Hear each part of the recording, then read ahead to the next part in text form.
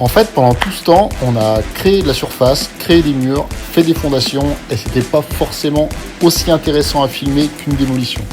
On a donc fait venir une toupie pour couler 6 mètres cubes de béton pour réaliser les fondations. Par la suite, nous avons donc monté 2 rangs de moellons afin de créer notre dalle. On a tiré toutes nos évacuations et nos arrivées d'eau et d'électricité. Et prêtez bien attention à la petite cabane qui est au fond, parce qu'en fait, on s'est aperçu qu'elle n'avait pas de fondation et qu'elle va très vite tomber.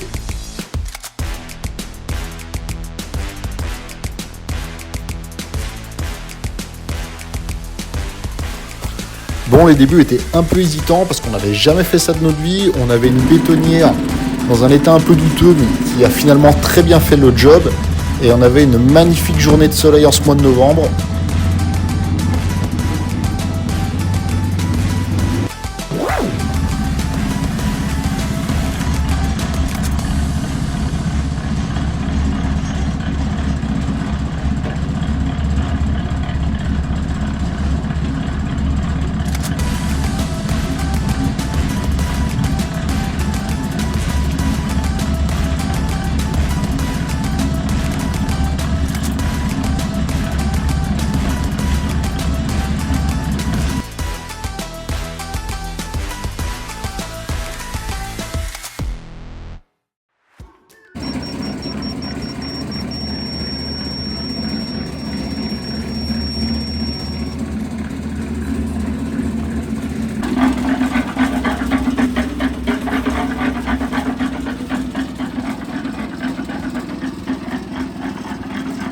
Qu'est-ce qu'on en pense cette journée?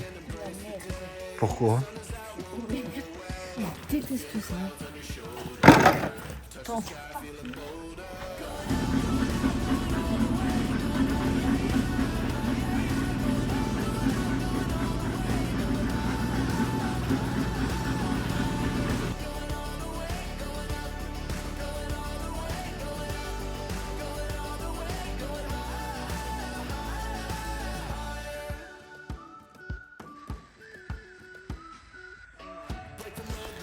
Bon, pour une première, nous on est plutôt très contents de nous.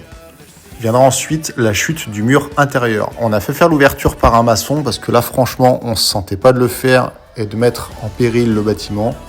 Donc il est intervenu, il a fait un jambage, un linteau et nous on s'est occupé de casser le mur du milieu.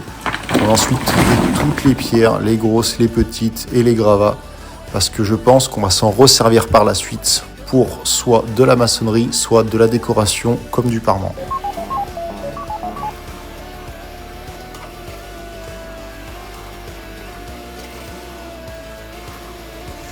Ce qui s'est aussi passé, c'est qu'on s'est aperçu pendant les fortes périodes de pluie que beaucoup d'eau rentrait dans la maison. C'est pas forcément très sain pour le bâtiment et pour nos futurs travaux, donc nous avons dû louer une grosse pelle et refaire des drains tout autour de la maison. Et c'est là que viendra la chute de la petite cabane.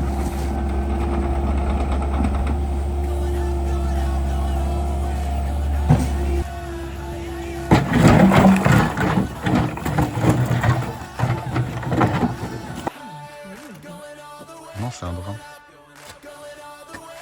On en pense quoi de tout ça?